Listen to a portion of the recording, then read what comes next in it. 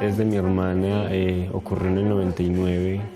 Mi hermana tenía 17 años recién cumplido cuando el Frente 47 de las FARC llegó, pues, estando acá comandando en el municipio por la misma problemática que el gobierno se llevó las fuerzas militares y dejó abandonado el municipio. Un domingo a eso de las 6:30 de la tarde bajaron a la casa y convidaron a la niña. Como antes la habían amenazado, entonces ya no les quedaba más de otra sino irse con ellos. La tenía allí en la vereda La Estrella. Entonces yo bajé y hablé con Karina, le dije a ella, déme ya la niña para la casa, que ya es una niña menor de edad, ella no sabe qué está haciendo acá. Y si ella se hubiera venido porque ella hubiera querido, pues ya ahora otra cosa más distinta, pero allá se la trajeron en trailer. Entonces me dijo esa señora, tranquila que yo esta semana se la mando, pero me tiene que pagar un castigo que me dé. Y yo, pero ¿qué castigo le debe la niña? Que ya no debe nada. Yo no, ella me dio un castigo, pero esta semana la mando. Pero supuestamente, no sé la verdad, porque yo no me tocó ver. Me contó una que dejaron venir para la casa, que la habían matado con otras 2 niñas y que la habían enterrado por ahí. Se nos voló. Y a él se les había volado. Y entonces le dije yo, sí, ¿y a dónde está? Y me dijo, no, él está por aquí, pero no sabemos a dónde. Entonces yo lo único que les dije fue, en todo caso, me dicen dónde queda, que yo voy por él. Y así fue. Lo mataron y entonces ya llegó uno y me dijo, su hijo lo mató la guerrilla en tal parte. Y entonces, bueno, me dio mucho dolor y yo me fui con unos amigos y fuimos y lo encontramos en una mata de guava, lo habían asesinado la guerrilla. Cuando resultaron por grupos armados, eran los grupos que es la Ojari y los helenos. Pues se va a ir un cliente a la casa de nosotros, a la casa mía, tenía una muchachita de 14 años y con los nuevos pensamos, se la llevó. Pues en ese tiempo habitaba era la guerrilla. No sé si se lo llevaron a las malas o él se quiso ir, no sabemos, sino que se desapareció el niño. Se me llevaron una niña de 12 años, ¿cierto? La guerrilla. Ya hace 16 años se desapareció y nunca jamás volvimos a saber de él. Que se me llevaron pues el niño. Prácticamente fue forzado, de 15 años, la guerrilla. Él se les voló. Él se les voló por ahí más o menos al año, pero sufriendo. Él andaba en una sola patica. Se le había ido un tiro en el pie, entonces él andaba cojo. La guerrilla se tomó el control del municipio y empezó a reclutar jóvenes. La gran mayoría, diría que todos, fueron en contra de su voluntad. ¿Sí? ¡Acevedo! ¡Firme mi comandante! ¡Álvarez! ¡Firme mi comandante! ¡Jaramillo! ¡Firme mi comandante! ¡Como nombre, Jaramillo!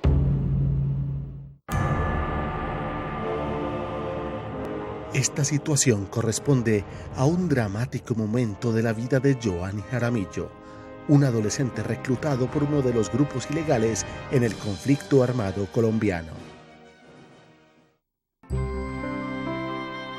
Hoy Joanny está desvinculado del conflicto y es uno de los jóvenes que hacen parte del programa especializado del Instituto Colombiano de Bienestar Familiar, ICBF.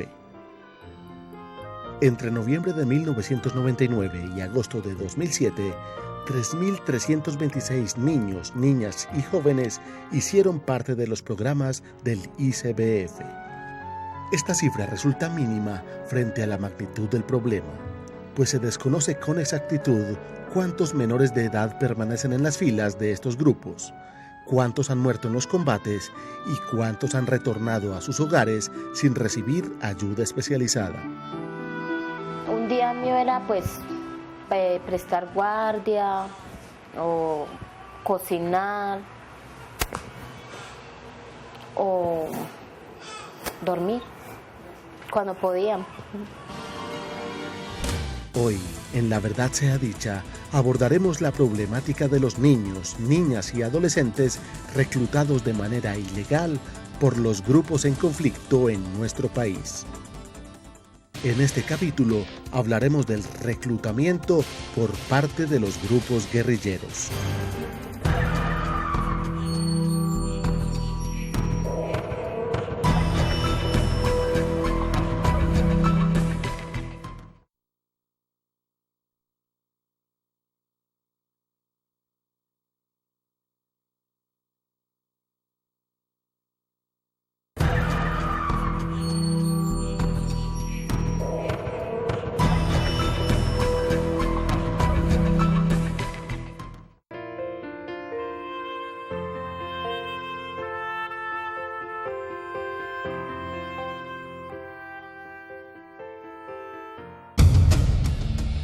En un estudio adelantado entre 2004 y 2007, el Fondo de las Naciones Unidas para la Infancia de UNICEF calculó que unos 300.000 menores son utilizados en conflictos en todo el mundo.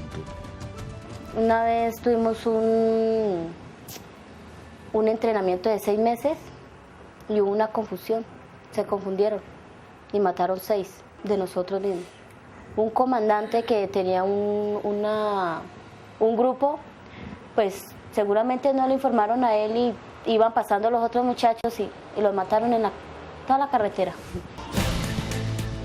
Según la UNICEF, más de 2 millones de niños y niñas en el mundo han muerto como partícipes de la guerra, lo que los convierte en víctimas por partida doble.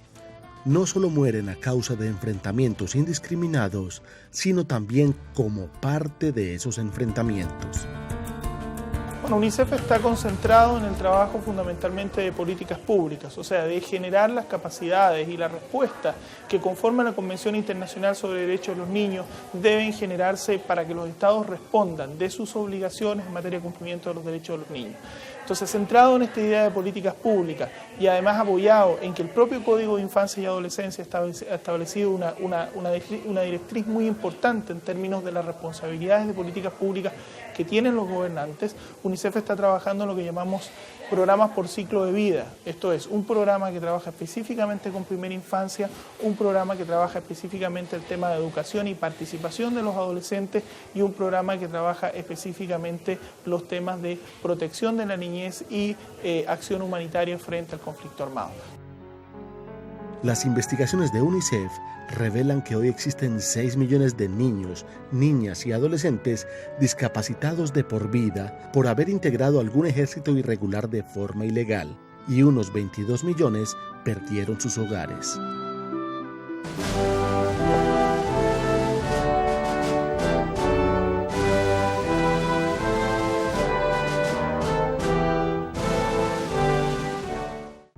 Las Convenciones de Ginebra de 1949 y la Convención sobre los Derechos del Niño determinan de forma contundente que no se debe reclutar niños menores de 15 años.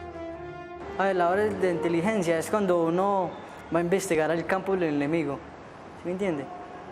O sea, cómo se mueve, dónde están, cuántas armas tiene, cuántos hombres hay, más que todo por pequeño, porque pues ¿quién va sospechando un pelado pequeño?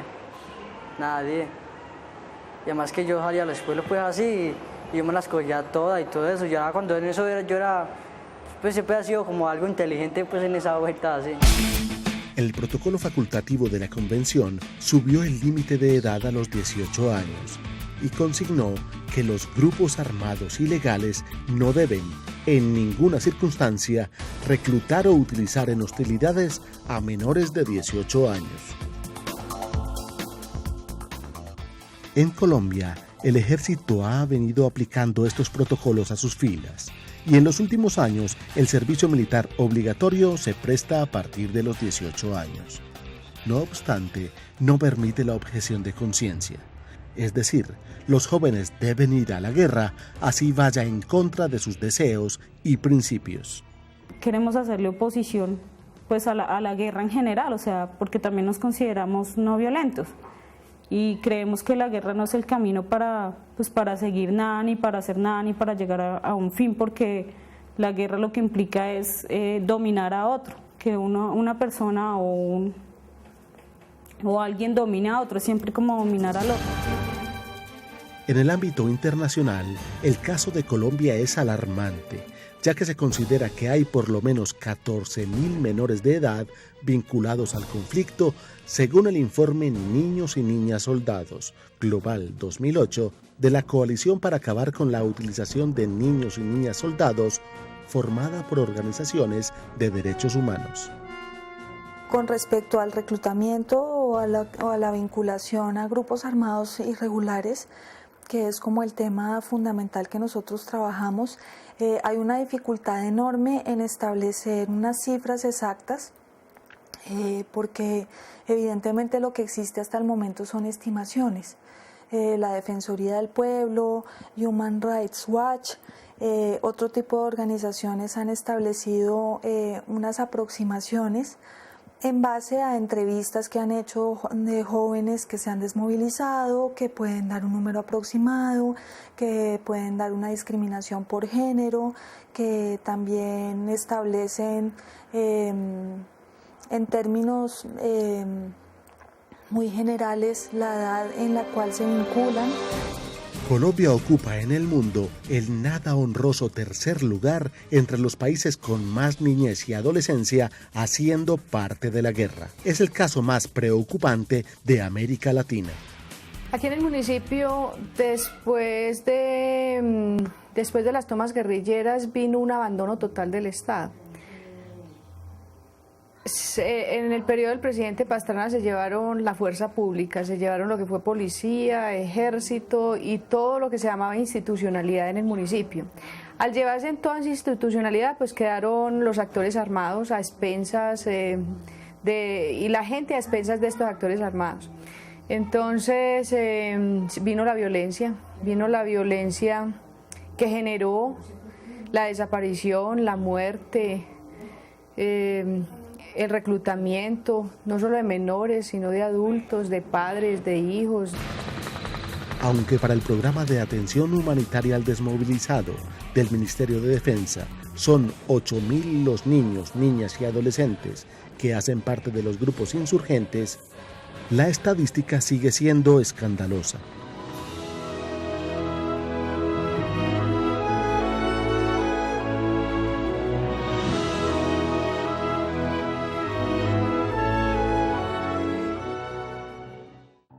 Estas manitos, que no deberían dejar de empuñar este lápiz, deben, sin más, sin entender y por obligación, empuñar un fusil. En lugar de construir con esas mismas manos castillos de arena o fantásticas ciudades, deben lanzar granadas a supuestos enemigos. También, en algunos casos, son víctimas del abuso sexual. Me maduraba un bicho, digo yo. Que ya las niñas, pues las mismas guerrilleras, que huipa, vamos a nacer conmigo, que van a nacer conmigo, ¿me entiendes? Me gustaban mucho pues los niños así pequeños. La guerrilla del ELN no ha estado al margen del reclutamiento ilegal de niños, niñas y adolescentes para engrosar sus filas de combatientes.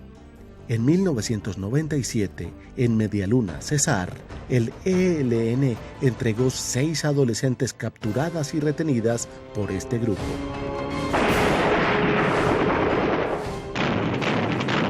La muerte de 2 niños en un enfrentamiento con el ejército en el Catatumbo, norte de Santander, el 15 de abril de 2008, alerta una vez más sobre el tema.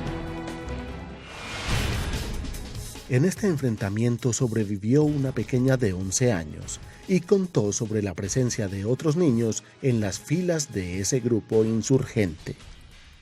Según denuncias de la comunidad, las operaciones de reclutamiento ilegal por parte del ELN son particularmente dramáticas en Teorama, El Tarra, Tibú y Convención. Por esta época, la Defensoría del Pueblo realizó una investigación que buscó caracterizar esta población.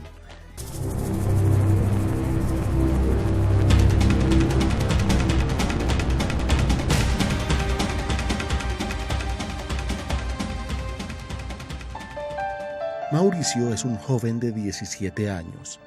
Su testimonio permitió conocer acciones del Frente 32 de las FARC en el corregimiento de Puerto Claver del municipio de El Bagre, Antioquia. Un día de febrero de 2007, este grupo armado llegó a la zona y se llevó por la fuerza a 39 adolescentes, 21 hombres y 18 mujeres. Luego de unos meses, Mauricio huyó con un compañero oriundo de Barranca Bermeja. El joven de Barranca Bermeja, según palabras de Mauricio, fue ejecutado por el ejército y presentado como muerto en combate. Con un miedo mayúsculo, Mauricio huyó a Medellín y ocultó su identidad. Hizo parte de un programa de protección a niños en situación de calle y luego de haber cumplido su mayoría de edad, ingresó a los programas de atención a desvinculados del conflicto. Yo creo que hay que partir diciendo de que realmente lo que estrictamente es vinculación de niños a grupos armados ilegales, entendidos estos como eventuales sujetos del derecho internacional, solamente Colombia y en alguna medida Haití, pero fundamentalmente Colombia en América Latina enfrentan este fenómeno, ¿no? Obviamente en el pasado no fue así, en el pasado había grupos armados en otros países de América Latina, pero hoy día es básicamente un fenómeno colombiano y eventualmente por una cuestión de contaminación, digamos, de cercanía de las fronteras de Venezuela y de Ecuador, pero es un fenómeno estrictamente colombiano.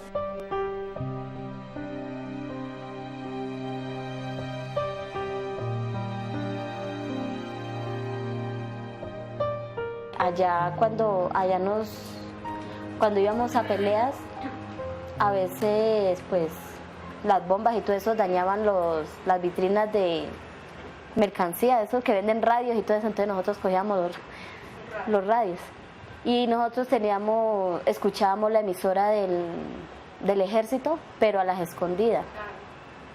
Y bueno, y ahí esa emisora donde dicen que se movilicen, que la familia, bueno, le ayudan a uno. Aunque Mónica entró voluntariamente a las FARC presionada por el maltrato familiar, su drama tienen en común factores que requieren atención urgente. En algunas zonas del país, los grupos alzados en armas son el único referente de los jóvenes. El maltrato familiar y en ocasiones el abuso sexual, la pobreza o la miseria obligan a la niñez y adolescencia a tener como única opción ingresar a un grupo ilegal. Para otros, el poder que otorgan un uniforme y un arma representa una seducción casi incontenible. La guerrilla mantenía 5 o 10 pelados en cada compañía, digamos. Entonces uno bien uniformado, bien con su fusil, su chaleco, cualquiera se anima. Uno bien joven, imagínense, uno aficionado a las armas, a las películas, y dice, oiga, ¿cómo es? Este debe ser el lugar mío, y arranca uno. Y así arrancó más de uno, peladas, porque a mí me tocó recoger peladas también. Otra problemática son los riesgos que implica una desvinculación. Primero, morir en el intento de fuga. Y segundo, las escasas oportunidades que ofrece una sociedad que siente miedo de tener cerca a jóvenes que pertenecieron a estos grupos. Hoy, muchos de los jóvenes que hacen parte de los programas gubernamentales de desmovilización tienen una expectativa muy grande frente a su nueva vida.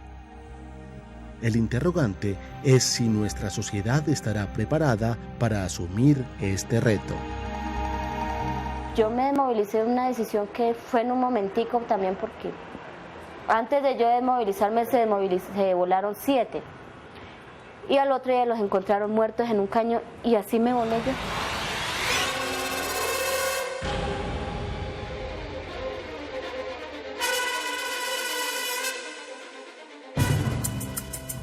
Tanto en los ámbitos regional como nacional e internacional, se dan acciones de prevención y de protección a la niñez y la adolescencia que tienen por objeto evitar el reclutamiento.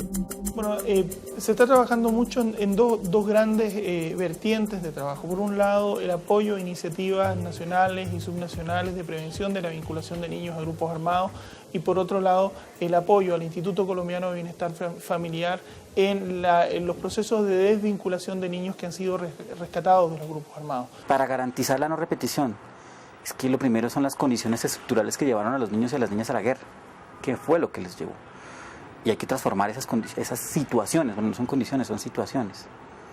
De lo contrario, siempre va a existir el peligro. Siempre va a existir el peligro. Y puede que un grupo de niños salga hoy, pero hay un grupo de niños que va a ingresar mañana. Si siguen presentándose los factores de riesgo, como la pobreza, la violencia intrafamiliar, la falta de acceso a servicios básicos como educación o otro tipo de factores como la presencia de grupos armados, un familiar que está armado, pues los niños van a seguir ingresando a las filas. Para solucionar un problema tienes que reconocerlo. Me parece que mientras el gobierno siga insistiendo en que aquí no hay un conflicto armado, que no hay un conflicto social, sino que es un país donde están todos los derechos garantizados y el problema son las acciones terroristas, pues lógicamente eso no resuelve el tema. Lo que quiero agregar es que como reto frente a la sociedad, sin duda en Colombia, en estos últimos 3 años, se ha posicionado con mucha fuerza en la agenda pública del país y en la sociedad colombiana las exigencias de verdad, justicia, reparación y de que no se repitan esos graves crímenes y que por supuesto se superen y se destruyen esos mecanismos de comisión de graves delitos como de circunstancias de impunidad. De manera que yo creo que estamos a partir de esta situación en un momento histórico, en un momento en donde crecientemente se moviliza la sociedad y la población colombiana en solidaridad con las víctimas.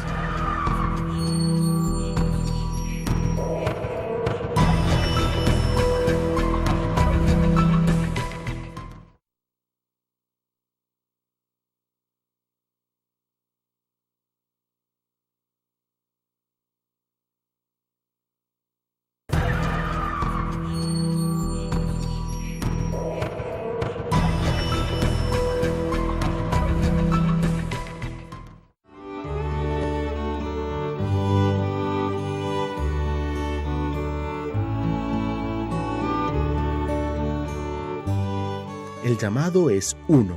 Saquemos a los niños, niñas y adolescentes del conflicto. Permitámosles vivir en paz, pero sobre todo, unamos esfuerzos para que solo empuñen lápices, para que siempre lancen balones al aire, para que carguen a sus espaldas un morral lleno de libros y cuadernos o un instrumento musical. Unamos esfuerzos para que la alternativa de la guerra sea una opción que ni siquiera entre a considerarse. Para que nuestros niños y jóvenes siempre conserven estas sonrisas.